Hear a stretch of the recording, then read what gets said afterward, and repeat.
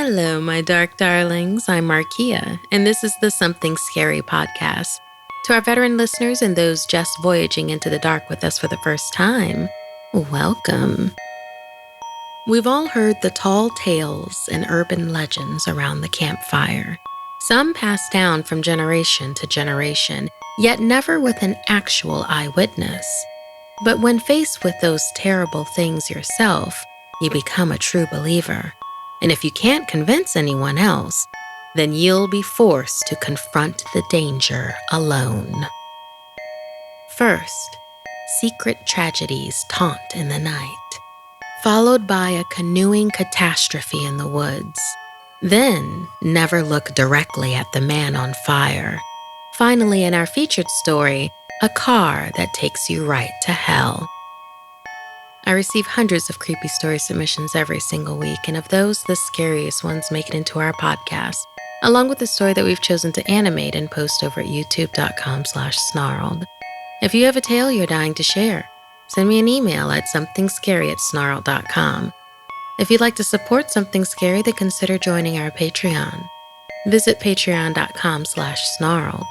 Your contributions make this show possible every week. So, want to hear something scary? Confront the danger. Intuition is a powerful tool, which if harnessed correctly can keep us from harm, but used improperly, it can cause confusion, making us question who to trust. Like in this story inspired by Ishika. Growing up in India, people would say I was the spitting image of my grandmother, Nani. Although she passed before I was born, the photographs I've seen prove it to be true. But around my 16th birthday, I noticed that I didn't just resemble my Nani. I was her identical replica. It was so spot on, it made me uncomfortable when people would bring it up. I wanted to rebel against the idea of it, to be my own person. During this time, my parents were also struggling financially, and we moved a lot. Each house smaller than the one before. I really hated moving. Between my attitude and puberty, I was a handful to deal with. By the time we ended up downtown, I was fed up. It was a one-bedroom apartment, and I would be sleeping on the living room couch. But that wasn't the worst of it. There were no windows in the place. No sunlight, and the wallpaper was peeling. It was so cold and damp, it made my skin crawl. That night, I had my first panic attack, my first night terror, and my first nosebleed, all in one. It felt like something was pushing down on my chest. The nightmare was so vivid. I'd been looking into a mirror, and my dead Nani, as my reflection, reached out to me. She grabbed my hand and angrily pulled me into the mirror with her, where I was to remain forever, trapped. I awoke screaming, sweat dripping from my forehead, and my nose was bleeding. For the next 5 nights, the dreams repeated. On the 6th morning, having screamed myself awake as usual, I had gouged my face so deep with my nails I needed stitches. That brought matters to a head, and I heard my mother on the phone with someone begging for help. Within 48 hours, it had arrived. Her name was Nakoya. She was a friend of my mother's and had flown in from Africa. Dressed in spiritual garments, she had the most calming voice and presence, yet her eyes were heavy, as if she had seen 5 lifetimes already. When my mother opened the door to let Nakoya in, she paused right before the threshold. She felt it too. Her eyes darted around, seeing things we couldn't. "Show me the girl." I stepped towards her. Nakoya's eyes met mine with terror. Then she grabbed my wrists and began chanting. I was confused, tried to pull away, but she held on tight. Eyes rolling back into her head, the chanting grew louder. I yelled for my mom, who ran to me trying to break her vice-like grip. "Nakoya, let go. You're scaring her." Her fingers strangled my wrists even tighter, then silence. Locking eyes with me again, she placed her thumb in the middle of my forehead where my third eye would be. Instantly, I fell to the floor, passed out. Shocking scenes passed through my mind, and in my unconscious state, I witnessed the tragic events that had befallen the previous tenants of this apartment. A husband beating his wife, ignoring her begging for him to stop. A baby screaming. The man reached into the crib, followed by a loud thud. The baby then silent. The wife crawled to her baby, the dawning realization it would never cry again. In grief-driven rage, she grabs a knife and began stabbing her husband. Him choking her while being stabbed, tearing something within her throat. After several minutes, she asphyxiates, leaving the evil man to bleed out. 3 people died that night in the same apartment we lived in. I remember watching it all from the corner of the room, curled up on the floor, praying they couldn't see me. I wanted to close my eyes, block it out, but I couldn't. I began weeping and shaking, and then the bedroom door began to open. It was Nani reaching for me again. I screamed myself awake and Nicoya was rocking me, my mother holding my hand. I cried, "We have to leave." I told them what had happened, but they apparently already knew. I'd been talking in my daze.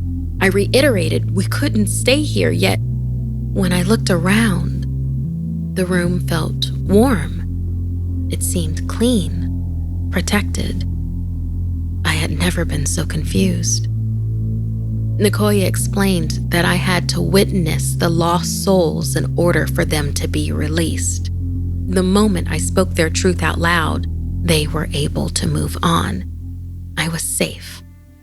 Nicoya stood up to leave, but I had one more very important question. What about my Nani? Smiling, Nicoya responded, "There's nothing to fear when you look in the mirror.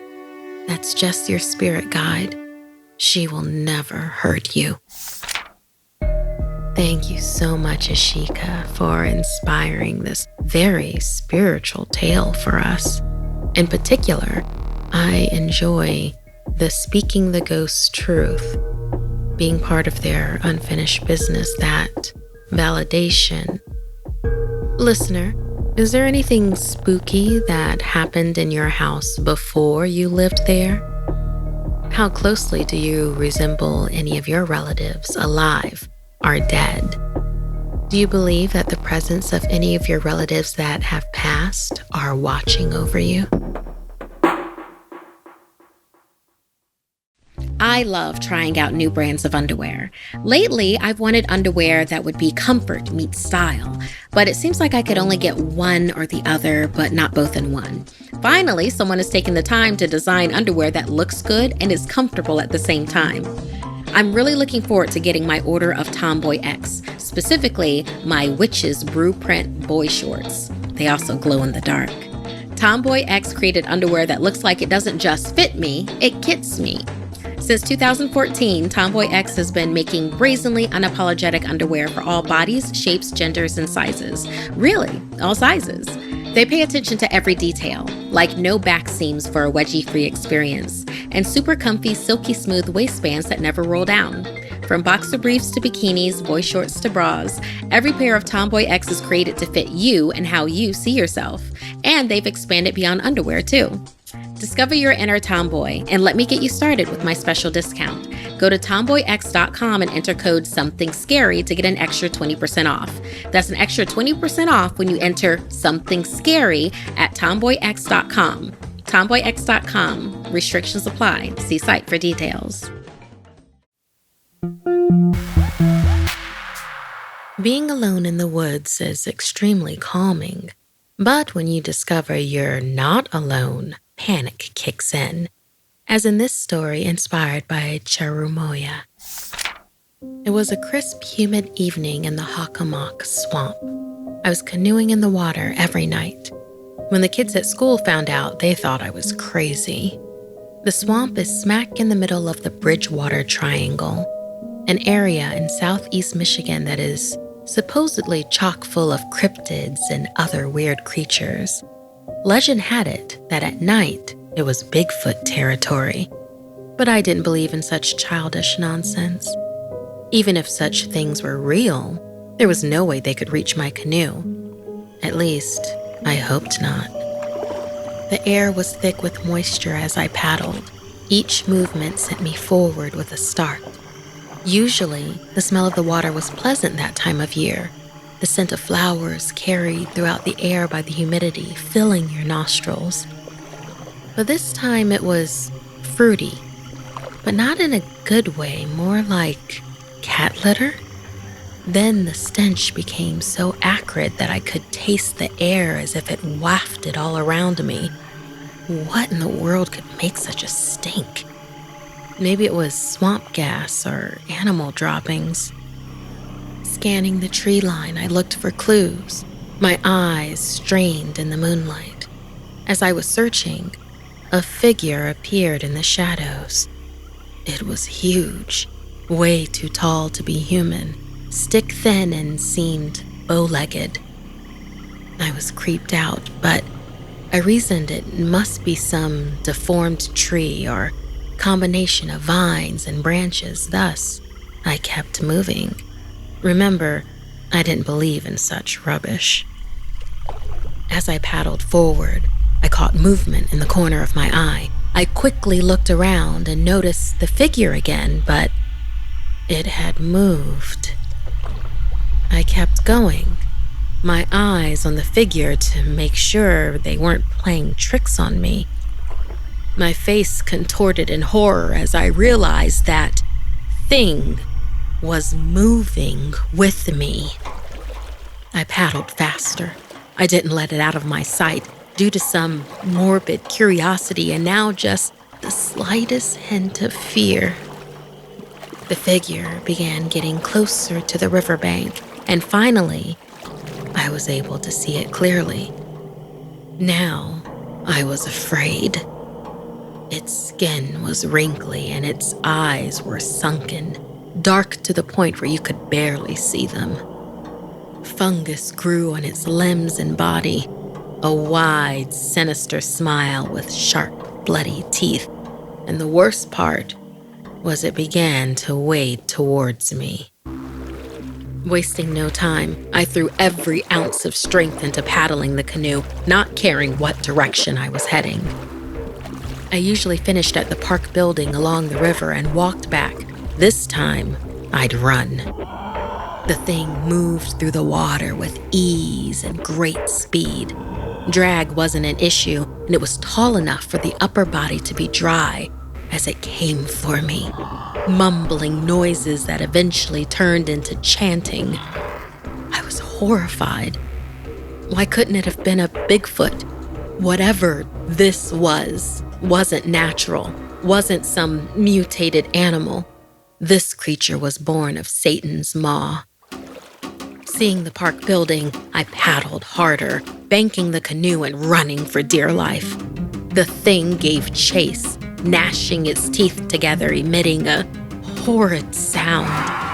When I finally reached the road, the creature stopped, as if somehow tethered to the swamp. I paused breathlessly and looked back at it. See you next time. It croaked before disappearing back into the murky waters. I didn't bother waiting to see if it was truly gone. I just ran home. No one believed me when I told them what happened, except a few kids at school who strongly heeded my warning to stay away from the Hockomock swamp. The same kids, of course, who had initially thought I was crazy. That all happened a long time ago, and I still haven't set foot back there. I ended up moving from Michigan, but if you ever find yourself in the area, beware of the Hockomock demon. it'll be waiting for you. Thank you so much, Cherimoya. Feels like it's been a little bit since we had a horror story that took place in a swamp. Listener, would you go out into the woods alone? Or how about a swamp canoeing at night? Have you ever encountered a Bigfoot or something even more terrifying? Tell us all about your experience at SomethingScary@Snarled.com. I don't know about you, but I found that the people around me can make a huge impact on my life. And when life's pressures cause those relationships to change or to have problems, sometimes it's hard to know where to turn for help. I don't like to have issues with family or friends, but when I do, it's great to have a neutral person to talk to. That's why I enjoy Talkspace. With Talkspace, I know that my conversations are 100% private. It's not like when you talk to one friend, they might tell another friend, or you tell a family member, they discuss your problems with another family member, and that is important and comforting to me. I wholeheartedly recommend therapy, and Talkspace is a great option for you to try. And Talkspace is a fraction of the cost of in-person therapy. You can sign up online and could possibly start therapy the same day. Text, video, or send voice messages to your licensed therapist. It's incredibly convenient to have virtual sessions from the comfort of your home. These are just a few reasons why working with a therapist to finally prioritize my mental health has truly changed my life for the better across the board. If you need a little support to help you through the end of the year or want to start building towards a better upcoming year, Talkspace is here to help. Match with a licensed therapist when you go to Talkspace.com and get $100 off your first month with the promo code SomethingScary. That's $100 off when you use code SomethingScary at Talkspace.com. We all know our elders tell us stories to help us, but when their advice is literally the difference between life and death, we had better pay attention. As in this story, inspired by Pierre on. Everything terrified me when I was younger, from loud noises to snakes to my own shadow. As I lay in bed at night, my mind would go wild, inventing the nightmarish situations I might encounter. But no imagined situation would prepare me for this particularly chilling and strange encounter.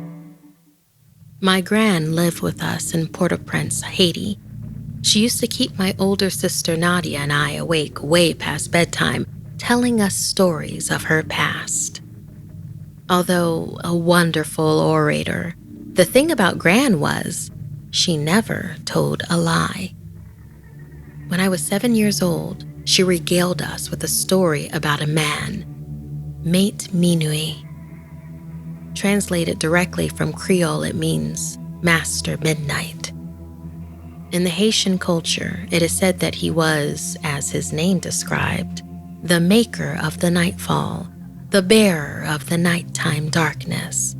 He was a monstrously tall man with legs 2 floors high, who walked around towns at midnight, snatching up and eating people who were still outside. On moonless nights, he would appear, choosing to reveal himself to you or not. Was he evil? I didn't know. Did he really kill and feed off of human flesh? Not sure. All that I remember was Gran instructing us we should never face him if our paths ever crossed. She hesitated when I asked why, finally saying she used to hide in her yard with friends when she was younger, trying to catch Mate Minwi. Until one night, their wish was granted, and from afar, they saw him, tall and covered in flames. He hadn't seen her, but had spotted her friend. Gran trailed off, saying, "Some things are better left a mystery." She paused for a while, as if debating whether to elaborate, then whispered, "I never saw my friend again after that." Our session had ended on a sad note that night. After the story, I drifted off into a deep sleep. Upon waking, I was alone. Looking around the small room I shared with my sister, I saw her asleep as usual on the top bunk. Yet Gran was nowhere to be found, which was odd since she'd usually squeeze in one of the beds with us. I got up to search for her. She seemed so shaken and sad after the story of her missing friend. I crept along the hallway when a bright, fiery light caught my eye, making me squint. There was no electrical power in the house, so I figured it must have been a candle my mother probably lit. But soon I realized everybody else was in a very deep slumber. The light was reflecting on all the windows. I was scared, but also had to see where it was coming from. Quiet as a mouse, on all fours, I followed the light. It led me to the living room, where I found Gran, fast asleep.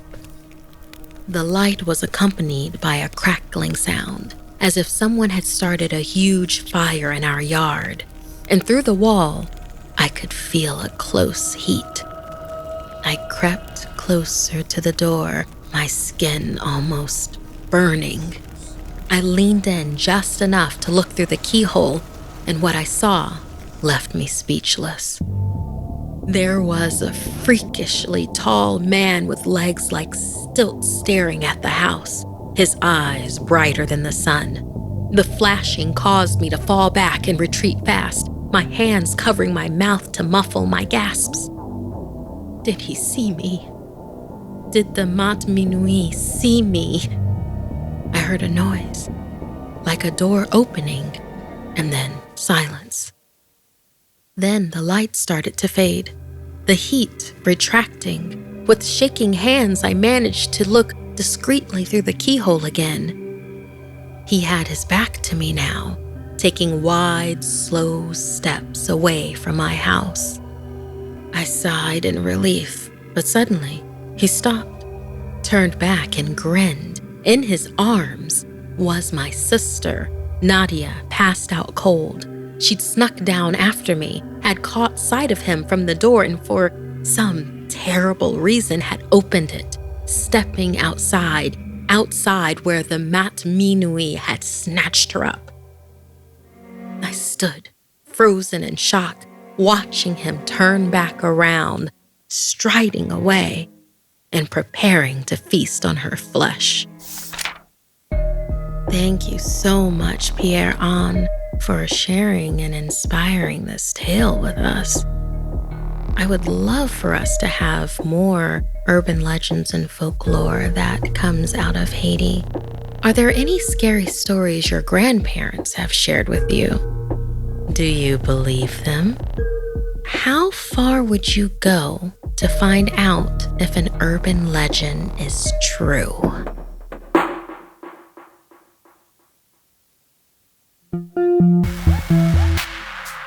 A new job and a new car are rites of passage for most teenagers. But for some, these symbols of freedom may actually trap you inside your worst nightmare. When I was 16, my dad bought me my first car. It was an old beat-up Honda with 150,000 miles on it that his friend Jack Delaney sold him for next to nothing. A crappy car for others, maybe, but it meant freedom to me. I'd started my first waitressing job in town and often worked late nights. The car meant my parents no longer had to chauffeur me around. After a long shift one evening, I got into the Honda and headed home. The roads were still fairly busy despite the hour. Then, something caught my eye in the rearview mirror. Sitting in the back seat was a teenager around my age with electric red hair. She was looking out the window, entranced by the passing headlights. My hands were frozen around the steering wheel, eyes back on the road. When I glanced into the mirror again, she was gone. I floored it home, parked the car, and immediately ran inside to tell my dad what I had seen. He went straight out and checked the car. He brushed it off as a figment of my imagination, Late night driving can do that, he said. I went to bed that night more curious than scared. Perhaps my dad was right, and it was all in my head. But the next night, it happened again, same as before. She seemed to like the passing headlights and was sad when the road was empty. We never spoke a word. The next few journeys were the same. I can't explain why, but I wasn't scared. It was like she just came with the car, and that's when it hit me. There was a way to find out more about my mysterious passenger. The following morning, I drove to Mr. Delaney's house. He was in his garage when I pulled up, and as soon as he saw the Honda, his mouth dropped open and his hands began to shake. I parked and thanked him for giving my dad such a great deal, then asked why he had sold it for so little. Yes, it was old, but it still ran really well. He stammered a while, but then told me about his daughter, Rosaline, how she had started hearing strange voices and seemed to be losing her mind. One night, she had taken the Honda without his permission and gotten into a terrible accident. She was killed instantly, yet apart from the windshield she had ended up flying through, the vehicle had been unscathed. However, after it was fixed, seeing it parked in the driveway day after day was too painful. He was happy to be rid of it. I left the Delaneys, not any closer to figuring out how Rosaline was connected to the car, but thought her dad must be exaggerating about losing her mind. That night, I was driving around running errands for my parents when she appeared again. This time, I spoke as passing headlights faded out of sight. Rosaline, why do you stare at the headlights? Were they the last thing you saw? She looked over at me, startled, as if noticing me for the first time. She made direct eye contact, and in a soft voice, she replied, "Yes, they're also the last thing that you'll see." Suddenly, she lunged over the seat, grabbing onto the steering wheel, and in a flash, I saw headlights coming straight towards us. I wrestled the wheel out of her hands, plunging us headfirst into a nearby tree. I shakenly got out of the car. There was smoke everywhere. The front had been caved in, the windshield shattered, and I had cuts all over my face and body. Everything hurt. I looked in the back seat, and thankfully, she was gone. As I slowly walked away from the totaled Honda and back to the street in the sound of sirens, I thought about Rosaline. I hoped she would find peace now, wherever she was. 2 weeks later, a brand new mini SUV appeared in the drive. The exact car I told my dad I'd always wanted. He tossed me the keys so I could take it for a spin. As I was making turns around the block, blaring the radio, checking out all the new dials and gadgets, I looked in the rearview mirror and it was empty. I felt a huge relief. That was until I looked at the passenger seat. It was Rosaline. She didn't say a word, just sat looking out the window, staring at the cars passing by.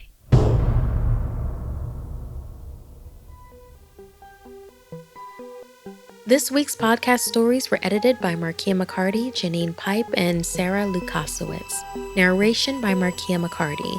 Audio edited and mixed by Fitz Harris. Additional audio editing by Calvin Linderman. Art and graphics by Mari Carlson. Produced by Hannah Mullen and Markia McCarty. Music by Sapphire Sandalo and Calvin Linderman.